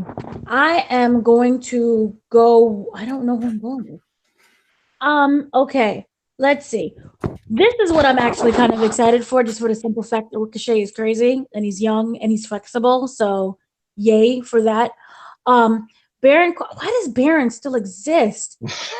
God damn! Why won't he go away? I just really feel that this is going to be stinky and that he may actually win, just because of the way how they've been pushing him. Yep. So, as much as I don't want him to win, and as incredible as this match is going to be with Andrade and Ali and Ricochet and Drew, and of course Randy, crazy RKO. I want an RKO. That's just crazy. I want a crazy Ricochet doing extreme flips and going through the air and like cartwheeling over ladders and then just getting RKO'd by Randy Orton, and I'll be happy. But yeah, Baron Corbin has just been this really like a herpes flare that just will never go away. That's pretty bad. That's exactly how I feel about him. I mean, he looks like a herpes flare. It's not that I have herpes or know anything about herpes, but anyway, Baron Corbin, I'm gonna have to kind of go with him winning this. Okay, sounds good. So how about you, Adam? It's got to be Corbin. That's the push. They're putting him in all those spots. They're adding that list of achievements, beating Kurt Angle and all the other goodies that he's done. Oh, yeah. So this is just to be another one. And this is their chosen one right now. And that's the problem with WWE. It's too straightforward. It's like they throw something in your face and then you're like, well, now I know what's going to happen for the next 4 or 5 months. Fucking shit. This is it. This is their boy. Drew is not going to get in that spot. So I will say this: if Corbin and Drew McIntyre don't win this match, it's going to be because Braun Strowman interfered in the match and somehow tried to take them out completely, since he was supposed to be in this match. But that probably won't happen. So, but yeah, Baron Corbin makes sense because of the push. So we'll see what happens. Okay, and finally, this is the match that I have been waiting to see, although I don't know why it is at Money in the Bank and not SummerSlam or WrestleMania. Seth Rollins defending the Universal Championship against AJ Styles. Okay, I'm going to go to you first, Dana. Who do you think is going to win this match? Golly. Let's see here. I don't know. Here's the thing. I want to say AJ. but I don't know. This is a hard one. Seth Rollins he's also been getting a really good push, and AJ has kind of gotten very consistent. But I do see this being a really good match, just because they both know what they're doing and they're both really, they work well together and they're flexible and it works out really well. But I kind of feel that Seth Rollins might retain. Okay. I don't know why. I just feel it. Okay, that's actually. I can tell you why. Okay, go ahead, Adam. It's too soon. AJ just showed up. You can't just give him the belt like that. It's too soon. You gotta build a feud. You gotta do something. I mean, right now, he's coming in still as a babyface. So they have to do something to change that. I think he will be a heel by the end of this pay-per-view. You think so? Yeah, because he's gonna have to do something real gritty because he's got a following. He's AJ Styles. They just had him come out recently through that whole, what was it? Damn, I can't even remember what they call it. Whatever Vince stupid stipulation that he made, the guys could jump back and forth. And he says, I'm back on SmackDown where, AJ Styles built and blah, blah, blah. And everyone's cheering him. That's not how it works for heels. He should come out and everyone just boo his shit out of him and thank God that he left. But that's not the case. Yeah. He's got to do something. They still have the Good Brothers, right? And the Good Brothers from what I understand, they also went to Raw. Yeah, but they're heels now on Raw. Exactly. So obviously Seth is still going to be a babyface. Well, this is it. Have the Good Brothers come out and help him interfere or try to win or do something, and there you go. Now he's a heel because now he needs backup. Now he's got to cheat. Yeah. That would be great. I would love to see that. That's it. Make it so. And I'll tell you one thing I don't think we're going to see. I wish we did, but we're not going to see it. We're not going to see freaking Bray Wyatt with that new gimmick. We're not going to see that. He's not on the card. He's got nothing going on. Maybe we'll see a video package or something. Or they'll save that for the night after. No, I don't want to see him until SummerSlam. Oh, Bray Wyatt. Yeah, I don't want to see him. Let him go, be with the kids in the weird mask. I don't want to see him. Well, yeah, they have some things to wrap up on the show, right?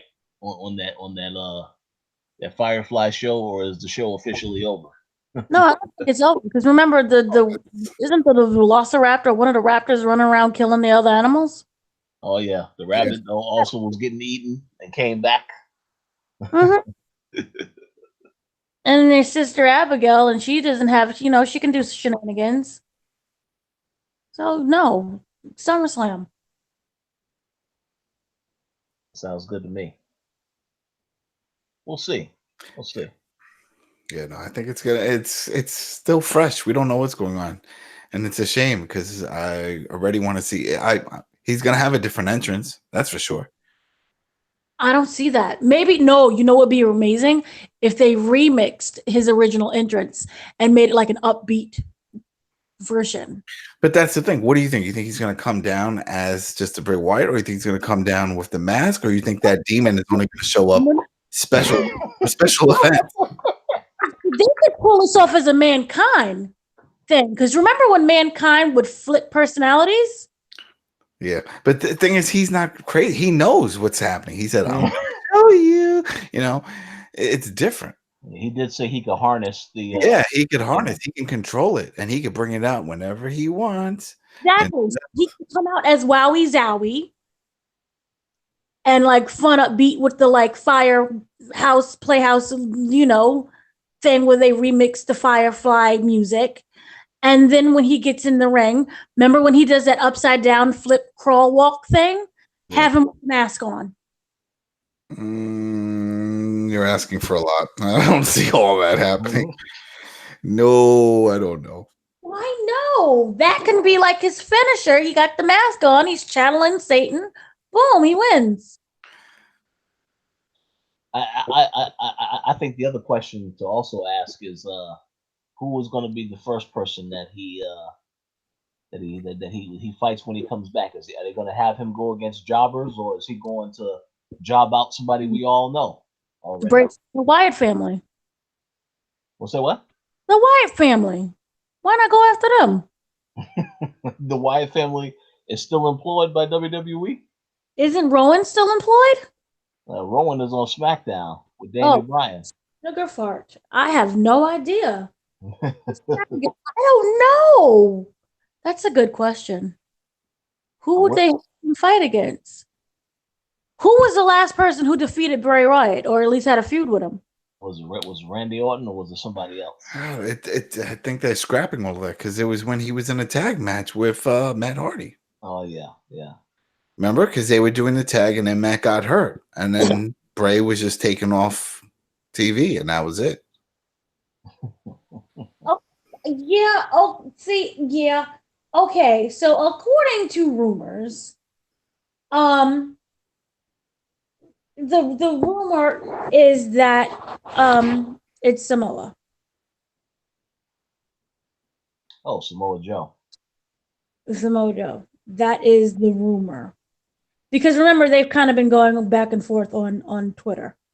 I didn't know that. I didn't even know that was going on. Interesting. They've been kind of going back and forth on Twitter. And Samoa Joe said, I'm not your poppy, but I'll make you my son, in regards to the Rey Mysterio's son, whose name I don't remember because he's forgettable right now. And Bray Wyatt responded, well, perhaps it's time to teach someone how to keep a secret. So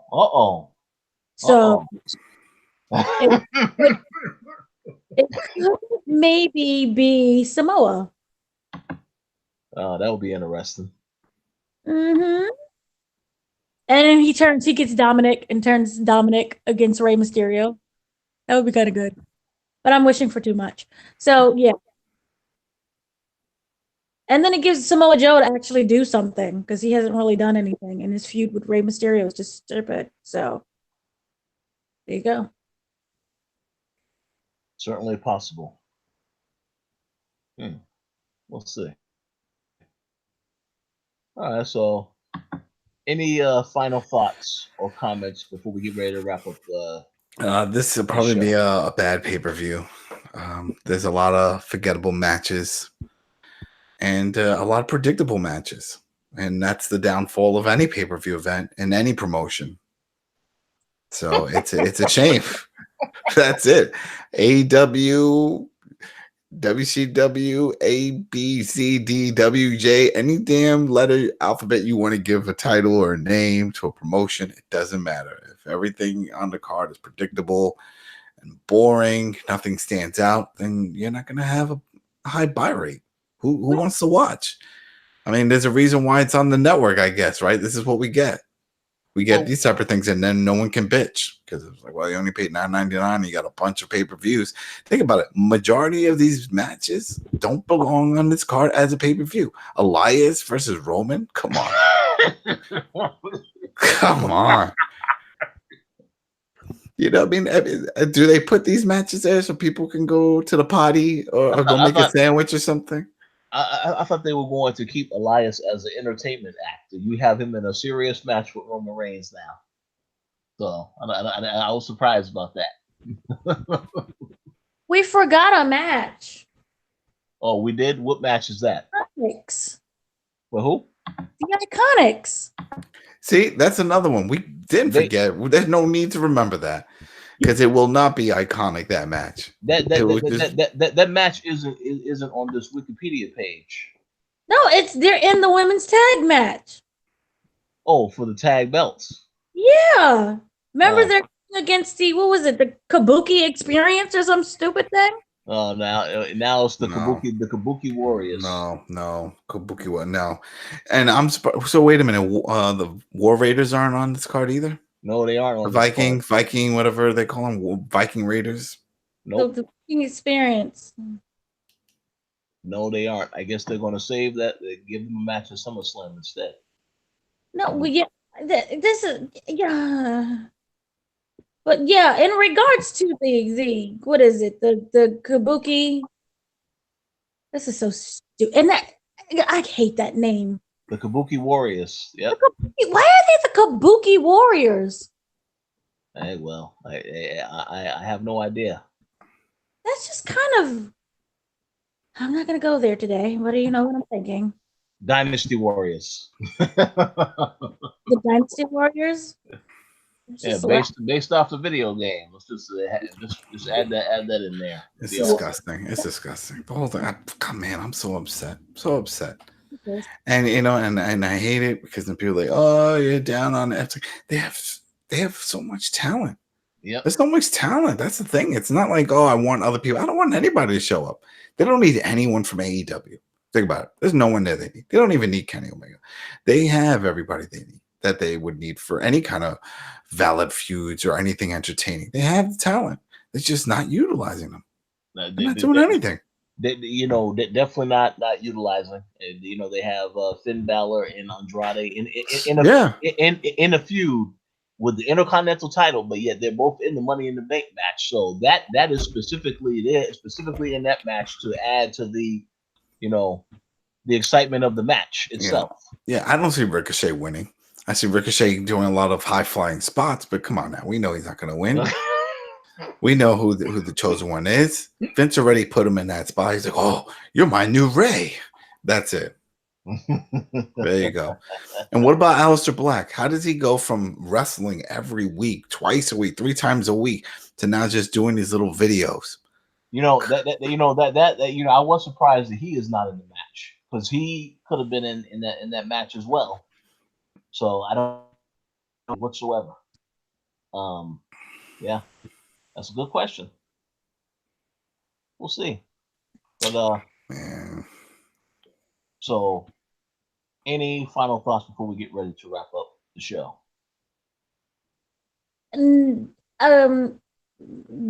No. It'll be interesting to watch the numbers of this and then the next pay-per-view because remember WWE announced that they're getting rid of support for all the older devices.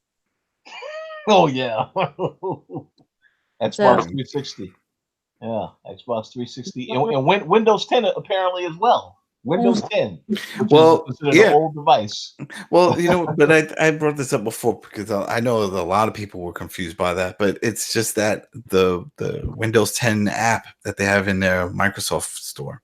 Oh, okay. So no one uses that because everybody, if you're on a Windows device, you just open it up in Firefox or Chrome, and you just run it from the web, from the browser. It's still going to support browsers that's running on Windows. It's just not running on the official app that they created in the Microsoft store.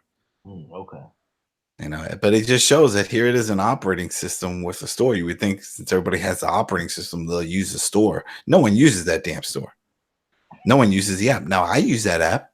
It's a nice little app. I use it, but I don't have to use it. You just open it up on, in my web browser. And that's the other thing. If let's say you're on Twitter or something on Chrome or Firefox, and you see WWE pointing something and they click a link to it, it opens up right in the browser. It won't open up the app, even if you have the app installed. Yeah. So you're never getting pointed to use the app. So what's the point? So I'm sure they have a team of people that are just sitting and twiddling their thumbs. They're like, well, we haven't done any updates on this, and we can see the numbers. No one's downloading it. So what's going to happen with us? Oh, you're all fired. Oh, shit. And that's it. And then they're probably running down the list. I know the Fire Stick is just horrible for all applications. It's garbage. All you ever hear about is horrible lag for any of the other apps. So there's a lot of services that are removing their app from it. So I'm not surprised there. I am surprised by the console removal, from the PS3 and the Xbox 360, because I'm like, well, just leave the old version there. Why do you have to keep updating it? Just leave it. Those work. Mm-hmm. But they are gonna remove it. So I mean, Dana, what's your go-to now for the network? No, because I mean that was you love the the 360 is your thing. So What's the plan? That plan will be to just not watch it. Gee. No, it actually did me such a really great service because overall, let's just face it, the WWE Network is not, even for $9.99. No, it's not worth it. It's not worth it. It's not worth it. And no offense, Disney streaming service is coming up. So between May and November, I can save that $9.99 and take that money and pay for the 1 year subscription to the streaming service. Yeah, no, I hear that because I think about it, and I thought about it after they talked about the cancellation. I'm like, I mainly use it on my Roku in my living room. I watch from the Roku there, and I'm like, how often do I watch it? I watch it for NXT and NXT UK, and for the pay-per-view events, and that's pretty much it. I don't watch any of the other stuff. The older matches, it's very hard to find unless you really know what you're looking for. Ouch. You know, you start searching. Yeah, the whole interface is horrible. They haven't updated at all. They could have something like maybe create like a favorite section, put your favorite wrestlers, and every time they add a match, maybe you get a little notification. Hey, we just added some classic matches for, Rob Van Dam or something. You know what I mean? Do something like that. No, it's like every time you got to do a search, and then sometimes you're finding bits and pieces of certain things. And I don't like any of the reality shows. I'm not into that. So when they announced, we didn't talk about it, but that was one of the things that they announced at one of their board meetings when they were talking with the shareholders about, we're going to do a relaunch, later this year for the network. And we're coming with a tier structure and blah, blah, blah. I'm like, well, once I heard tier, I'm like, yeah, well, I want to go on the lowest one because I feel I'm overpaying now. I'm not using any of this stuff. I'm not watching it. And I'm sure they're probably going to try to add Evolve, which is the other promotion that they work with. And some of the ones in the UK, I could see them trying to add them, just giving more exposure for those. I don't see them picking up people like, they're going to pick up Impact. Impact already have a network. They're part of the Fight Network. In fact, they're owned by a network. That Fight Network owns Impact, the Owl and all that. So that's not happening. Ring of Honor has their own network as well. And of course, New Japan has theirs at New Japan World. So the major players already have theirs. So whatever you're getting, it's going to be lower end, more obscure type of things. And I just don't see that. And I'm not going to pay more for reality shows. So that's it. I can see them doing something shady with some of the things. I could see them removing WrestleMania and putting WrestleMania on the most expensive tier. Because I think they're trying to jump up. One of the things that I heard was like $14.99 is what they're aiming for. Oh, hell no. Yeah, they want to jump up. No. They want to add another $5 on all of this and try to get everybody to pay up, but they can't justify it, which is why it hasn't happened. You need to justify, and plus they haven't seen any real growth. They were hoping to have a couple million subscribers by now, and I think they don't even have 2 million yet. Well, you know why that is. Yeah, so it's been slow, and which is why they keep talking about the relaunch. It sounds to me like they have the same problem that they have with the actual product. Yeah. Do not take time to don't take time to build up talent. No, and then to become stars. And then divide up your product. What the hell are you doing making new deals with exclusive content on Hulu and all these others? Come on, now you got your own network. Stop this shit. Stop it. Because they got some new shows that they're going to promote on Hulu, and already you got the Hulu cuts for Raw and Smackdown, and it's like, put that on your own network. Stop it. Put some value on your shit. I agree. Like the old saying goes, put some respect on it. That's it. Make people care about it, because obviously you don't. They keep advertising like, the pay-per-view on the network. That's all there is. That's it. And I have a feeling in those tier structures, we're going to see something like that.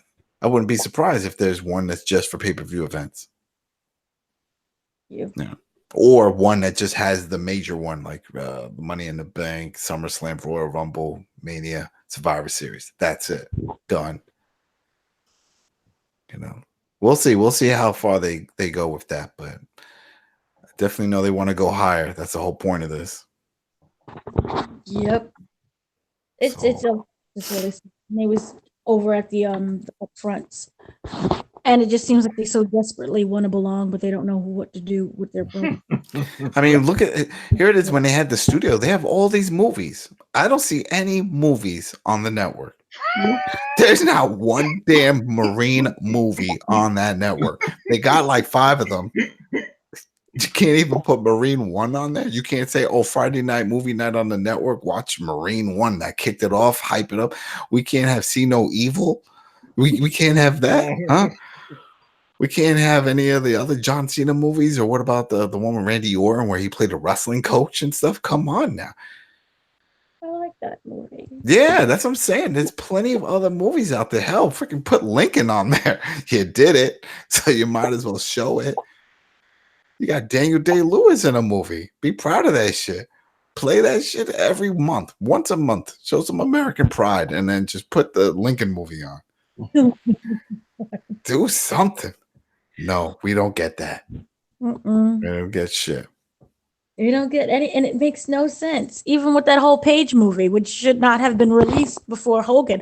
And that's the other thing about Hogan. The Hulk Hogan biopic starring Chris Hemsworth, guess where that's going? Definitely not on the network. Netflix. Of course. Of course, because they don't know. They see someone flashing money at them and they're like, oh, we'll just take that money. We don't give a shit. What about your own network? But they threw money at us. You know, that's what's going on with the Hulu thing. They threw money at us. Okay. You know, now we got all the Saudi Arabia show and no one wants to go to that. It's the same shit. They threw money at them. And I'm like, yeah, we'll go. And then what about the wrestlers? I don't want to go. Well, you got to go. Nah, I don't want to go. Yeah. To see Goldberg versus Undertaker. Come on. I don't want to see that shit. Come on. There's no fun in that. And I talked about that off air. I'm like, we got one guy who can't take the jackhammer, and we got another guy who can't take a tombstone. So this is not going to be an entertaining match. I don't want to see it. I mean, the only way this could get interesting, throw in Sting, triple threat.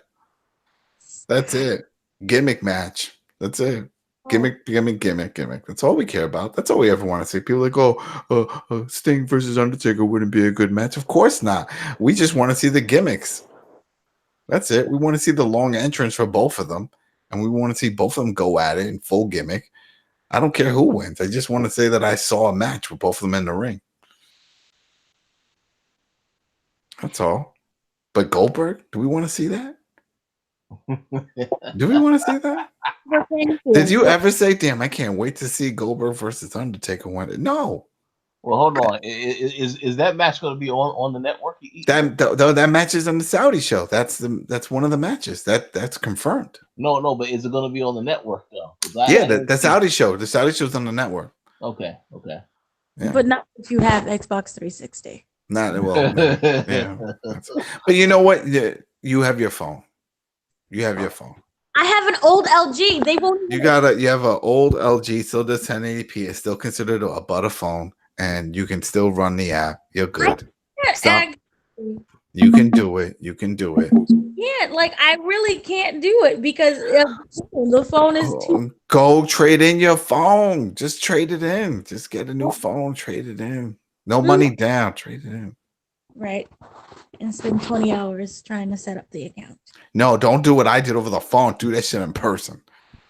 Do that in person. See somebody face to face. Yeah, face to face. It's not. You can't do everything online, kids. Don't believe the hype. There's still some shit you need to do face to face. Absolutely. Oh man. All right. I think what is that? We got some ping pong going on in the background. You heard that? It was like bing, bing, bing, bing. Oh yeah, I definitely heard that. Got aliens trying to send a transmission to Morse code. Okay, so I think that concludes our episode for this week. Final shout outs. You have any final shout outs that you would like to give Adam? Yeah. Shout out to you guys. Shout out to Gary Schwabe for changing my life. If it wasn't for him, I wouldn't be the man I am today. So big shout out to Gary. Shout out to everybody on Throwdown, and Tony and Manny, and my friend from Craigslist, Carlos. Shout out to the internet and all the strangers out there. You know who you are, you creepers. Shout out to all the pro wrestlers out there struggling, making 100K and not wrestling. You know who you are too. And yeah, let's have a good weekend and still enjoy watching wrestling. I'm sure there's going to be some good wrestling moments. And I say that moments. I don't think matches, moments, especially during that ladder match. You know, especially during the men's, especially during Ricochet. So besides that, that's it. Let's just have a good time and go watch some wrestling. And yeah, remember, we just got to look forward to other wrestling. That's all. And like I said, we got the internet, we got YouTube. Type in any wrestler's name, you could see matches for free. So, and they're restricting your YouTube stuff. What? Yes. They're restricting some of their YouTube programming. We were trying to leave on a happy note. Now you bringing up. You know what? Let's just keep it rolling. All right. What do you have to be thankful for? Let's keep it positive. It's a family show. Canceling the network service. I'm sorry. I'm thankful for that. Oh no, you're good. You're good. So okay. You have any shout outs, Danny, you want to give? Shout outs to everyone who is listening and loves wrestling, no matter what the company is. So shout outs to that. Awesome. Oh, and quick shout out to Ukes trying to make their own internal competition for wrestling product. Everybody needs to go look that up. That was kind of entertaining, where they admit that they have no competition and they're not progressing because of it. So they need to create another internal studio in-house to make something new. So shout out for them to try to do that, because we've seen WWE try to do that shit and it didn't work out. So it will be funny if that other studio decides to create an AEW game, and I'm pretty sure Vince would be pretty pissed. Oh, no. I don't think they'll let that happen. But we'll see. It's too soon to tell. I mean, no, we still had Impact that created some horrible games. Oh yeah. So, and New Japan did that partnership with Fire Pro. So we'll see. You like Fire Pro very much. And there's also a new mobile game for those who still like mobile. Yay. Yes. Awesome. So thank you all for listening. Mm-hmm. And we will talk to you all next week or next time, rather.